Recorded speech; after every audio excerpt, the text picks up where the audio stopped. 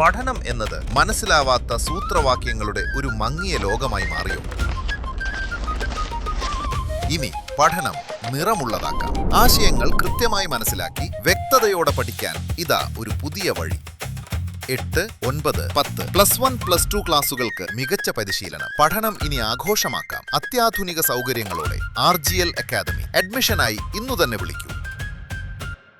കുളപ്പള്ളി പാലക്കാട് സംസ്ഥാന പാതയിൽ അപകടങ്ങൾ വർദ്ധിക്കുമ്പോഴും കൃത്യമായ ട്രാഫിക് സംവിധാനങ്ങൾ ഏർപ്പെടുത്തുന്നില്ലെന്ന ആരോപണവുമായി നാട്ടുകാർ.